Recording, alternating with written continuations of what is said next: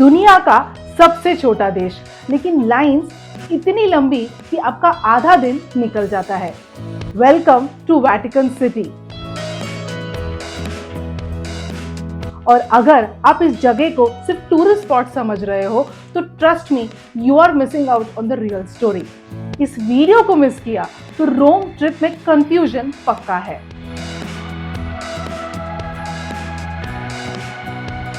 Hi, I am Anuja and welcome back to we traveller. अगर आप Italy travel plan कर रहे हो और विजुअल से ज्यादा कॉन्टेक्स्ट और क्लैरिटी चाहते हो तो चैनल को जल्दी से सब्सक्राइब कर लो, क्योंकि मेरी complete Italy playlist already live है।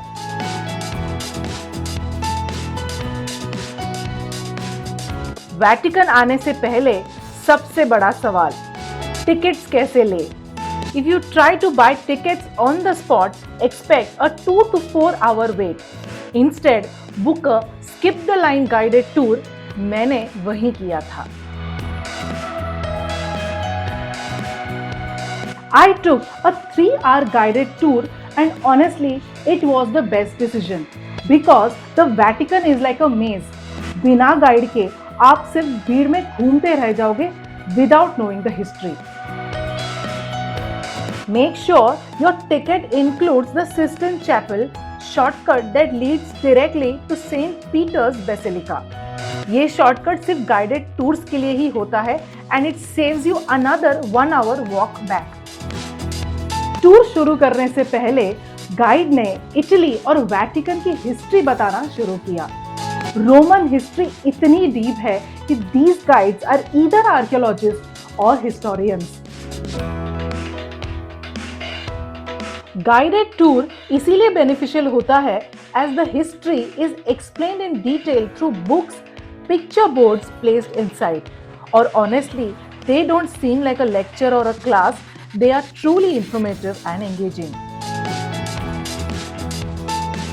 वेटिकन म्यूजियम काफी पॉपुलर है और यहाँ लंबी क्यूज होती है। ये सारे यहाँ के पोप्स के प्राइवेट कलेक्शंस है जो उन्होंने पब्लिक के लिए ओपन किए।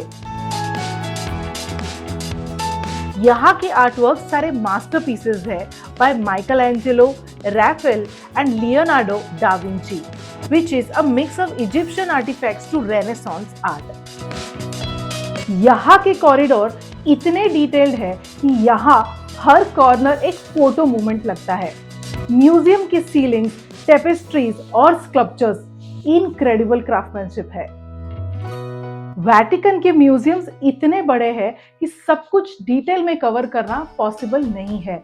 मैं सिर्फ हाइलाइट्स दिखा रही हूँ जिससे आप ओवरवेल्म होने के बजाय एंजॉय करो। ये 2000 साल पुराना रोमन मोज़ेक है जो कभी रोमन विलास का हिस्सा हुआ करता था। वेटिकन म्यूजियम्स ने इन्हें अभी प्रिजर्व करके रखा हुआ है। ये है हॉल ऑफ द म्यूजेस, जिसे देख के तो मैं सीरियसली चौंक गई। यहाँ एंशिएंट ग्रीक और रोमन स्टैच्यूज रखे गए हैं। The larger than life sculptures और यहाँ का आर्किटेक्चर वाज सिंपली स्टनिंग। ये रोमन ईरा मोज़ेक है जिसमें एस्ट्रोनॉमी और ज़ोडिएक सिंबल्स दिखाए गए हैं।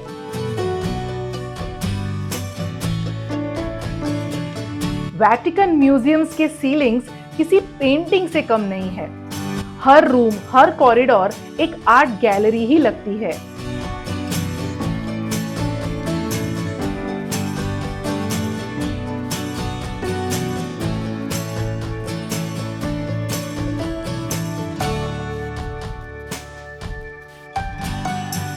चलते हैं वेटिकन के सबसे इंपॉर्टेंट रूम के अंदर। इट्स लाइक अ कॉरिडोर जिसे गैलरी ऑफ मैप्स कहते हैं। ये हॉल एकदम मेस्मराइजिंग है और आप जब एंटर करते हो तो ऐसा लगता है कि आप एक लिविंग एटलास के बीच चल रहे हो। Gallery of maps 16th century में बनाई गई थी पोप ग्रेगरी 13 के ऑर्डर पर। यहाँ इटली के हर मेजर रीजन के हैंड पेंटेड मैप्स लगे हुए हैं फ्रॉम नॉर्थ टू साउथ। ये मैप्स तब बनाए गए थे जब सैटेलाइट्स, जीपीएस या गूगल मैप्स कुछ भी एग्जिस्ट नहीं करता था, सिर्फ ऑब्जर्वेशन, ट्रैवल रिकॉर्ड्स और साइंस के बेसिस पर। अब आते हैं रैफल्स रूम में। ये रेनेसांस पीरियड के सबसे स्टनिंग फ्रेस्कोस है जिसे एक यंग जीनियस रैफल ने बनाए थे। रैफल रूम्स में टोटल 4 रूम्स है और हर रूम एक अलग थीम को डिपिक्ट करता है। फिलॉसफी, थियोलॉजी, पोएट्री और लॉ। रैफल और उसके स्टूडेंट्स ने इन वॉल्स और सीलिंग्स को एकदम मास्टरपीसेस में ट्रांसफॉर्म कर दिया।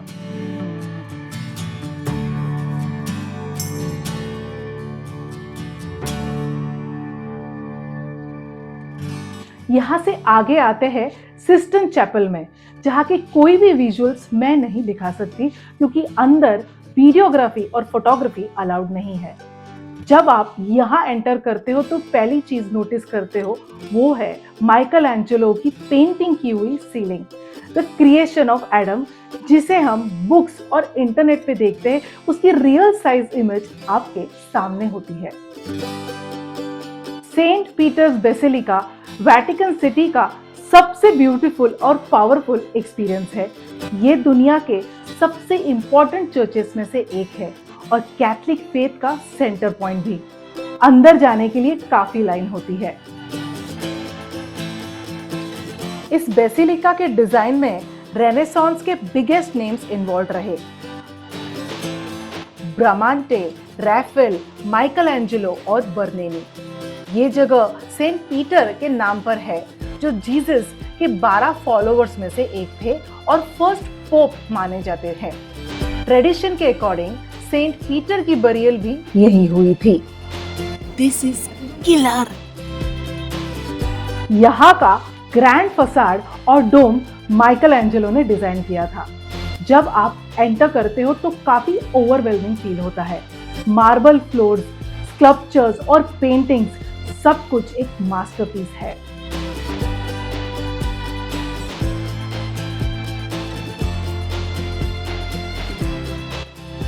Guys, look at this basilica and its architecture. It is such a masterpiece.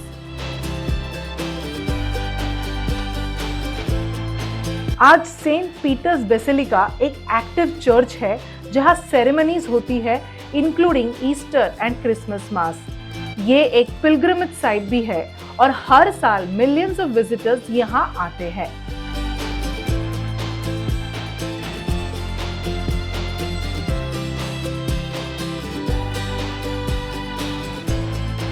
Vatican city के विजिट के बाद मुझे समझ आया रोम सिर्फ सिटी नहीं है, वो लेयर्स में खुलती है।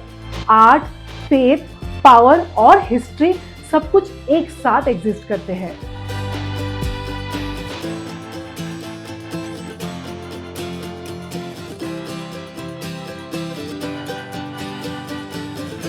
इटली के इस जर्नी का ये फाइनल चैप्टर था और Vatican city is the perfect pause.